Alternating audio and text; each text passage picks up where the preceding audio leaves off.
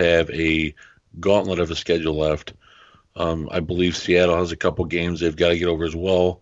So basically, Seattle and San Fran, whoever battle each other out in the next game, with their schedules, Green Bay could still have a shot at the bye, but even if not, they're still looking like there might be a especially if we get the Vikings game, because right now the way we play tonight, I'm giving the Vikings the edge in Week 16 the way it's going right now. Oh, well, It's no not doubt. looking, I mean, yeah. it's a week to week league. You're basing your what off you're seeing, and they're an upper echelon team with where they've been playing. Um, yeah, I mean, I said that when we talked on the phone about an hour ago. And the And you fact that they mentioned have a something soft. earlier. Well, go ahead. Hmm? Sorry, I said go ahead. I don't want to Oh, step on you here.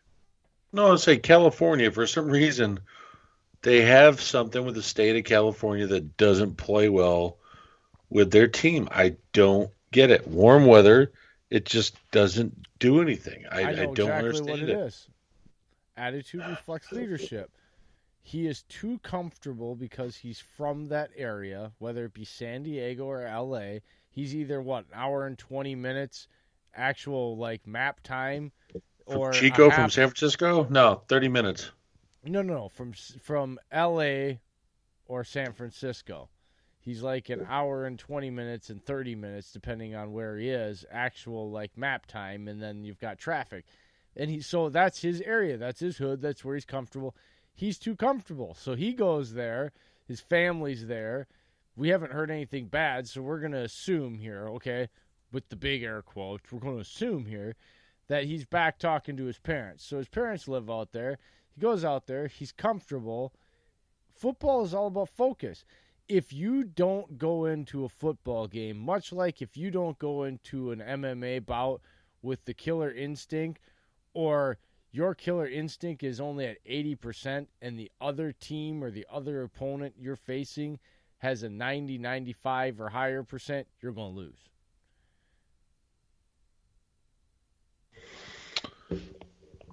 Well, you know what? I just saw a tweet from Ross Uglum, who basically is one of the head people of Packer Report on 24/7 Sports.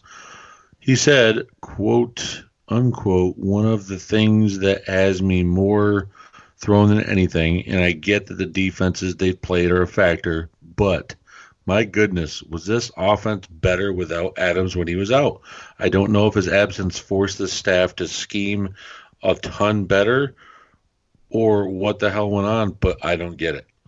He's got a point. I'm not saying Adams needs to be let go, but it still feels like they're trying to incorporate him to be forced into the offense rather than him adapting to the offense. Like tonight, it felt that way. There was a couple deep shots I felt like didn't need to happen, and when there was underneath guys open right there. Because Like it's I'm sorry, shiny. It's shiny toys. It's shiny toys, and the quarterback likes him, and it creates a recipe for disaster. Period. yeah. Well, that's one thing they're gonna have to learn here in this stretch that they've got to learn to get back to what the offense was on that 4 game winning streak. Oh yeah, for sure. Like that's what it means to me is before that the Chargers game, I feel like the offense was potent. It was working at its best. You didn't have Adams. You had the B and C grade players at wide receiver that would go and do the right thing. Adams, I mean, it set the tone for the game when he came out and had that personal foul penalty right at the beginning of the game. It just set the tone for everything. Not even the fumble, the personal foul penalty to me, Jay, set that tone. It was the fact that, yeah, he wants to go out, he's near Fresno State, he wants to go out and prove himself because that's where he's from. Got it. Cool. But there's no reason for that. We don't ever see that out of Adams, ever. I told you it's this LA thing. Too many guys from out there. Adams from out there. Kenny Clark from out there. Even though Kenny Clark played really good tonight, but that's the opposite side of the ball.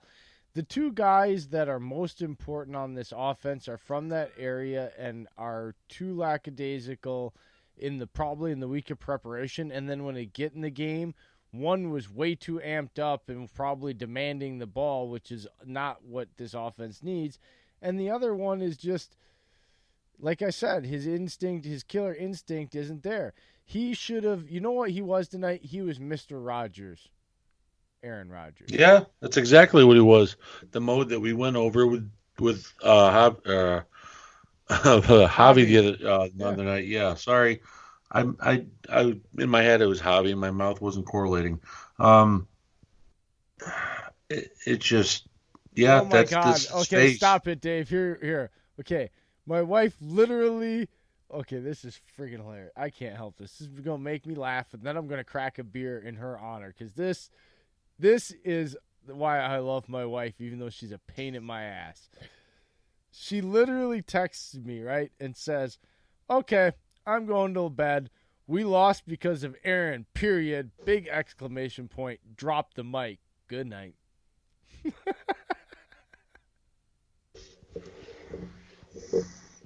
Yeah, part of the win goes to him, but there's still more to go around. I know, but it's just hilarious that, like, I guess you got to understand our dynamic in this house. She likes to rib me about it because she probably thinks she's going to get me going. But that's how she feels for real. She ain't no hot take artist. That's how she really feels when she watches the game. She thinks it's on him. She says, "Oh, he's got all the talent in the world, just like Favre." But when Favre was in these situations, he threw caution to the wind, and his teammates picked up on that energy. And a lot of times, they still would have lost this game, but it would have been a 3 or a 2-point loss with them missing a field goal or dropping a pass or taking a sack on a fourth down play, in the red zone, because he brought them all the way back to get to that situation. Favre also had some pretty damn good wide receivers for most of his career too. Like we have Adams, and then that's it. He also had Adams, Cobb, James Jones, Jennings, Jordy Nelson. You know what? The idea it's early in the career. That's what I'm saying. Now there's just Adams. Now there's just Adams, but now he's got Jamal Williams and Aaron Jones, and there's that weren't used at all tonight. LaFleur, that is another not thing. Like that's a whole different story, though. Okay, yeah, I get what you're saying, but yeah, again, there's not weapons like we've used to been having around Aaron, and I feel like if anything, I'm looking at the draft. Wide receivers heavy, double dip, take two, rebuild that wide receiver room so you don't have to rely on guys like. With Balaga's injuries, they're going to end up taking an offensive tackle. Let's put it like that.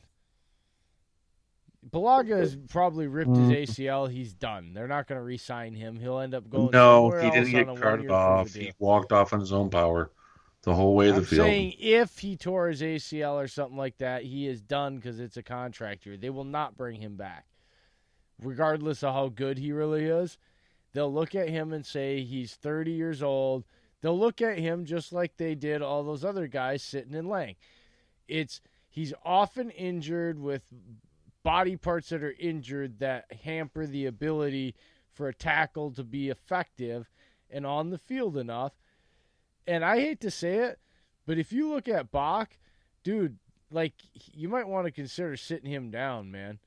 Doing something with him because he is having a really bad season. He's wearing that big-ass brace on his elbow. He's got back issues. Something's wrong with his hip.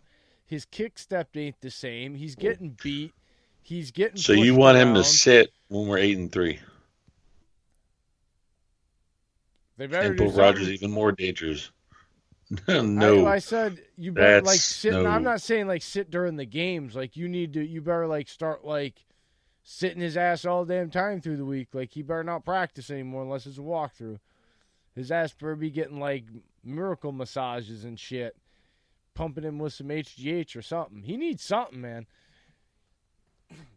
Because I'm sorry, he was not doing much better than Alex Light for most of the night tonight. And it's been like that week in and week out for all season long. He is not having an even close to any of his rookie season, Dave, was better on tape and statistically than he's had in this 12-game stretch this season. That's saying something. I'm at a loss for words because I really don't know. Rogers just said in his post-game conference that he said this team has the makeup to come back and rebound and play well the next week. Well, you got the Giants and the Redskins. You got 2 good rebound games to go ahead and put stuff in place, because if you don't, you got the Vikings coming around, and if they take week 16, they take the division. Well, shout out to Zadarius Smith, though, getting 10 sacks on the season. I will say that. So now we have 2 10-sack plus. Played good up until that point of no return, like I always talk about. I'm not going to rag on the defense at all. They had a few gaffes. I wish they would stop, especially Darnell Savage. I wish he would just lay the boom down instead of this stupid half-ass, I'm not even really hitting the ball, pretending to try to strip it when it's in the opposite arm that I'm even attacking. Like, just make the damn tackle, because as soon as he does that, the guy spins, and he goes for 3 or 4 more yards forward. Or he ends up knocking into his own player. It's just... That's something from Maryland he's going to have to learn to drop. He did that in Maryland. If you go watch his tape, he always went for that big play. Even if it was a fumble, interception, always went for it. It worked because it was college-level players. Now you're in the NFL, your players are bigger, faster.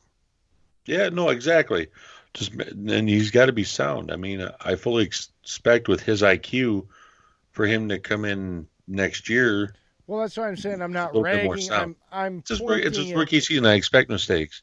I'm pointing it out, but I'm not ragging. I guess that's what I was trying to do. Like I'm not saying they're blameless. So I was trying to point out a few things, but I'm not going to rag on them, because even despite that, if the offense would have done anything at all, the entire freaking game, a lot of that stuff wouldn't have mattered. Because whenever Aaron Jones had still held them to a reasonable amount of points until after that mark of no return.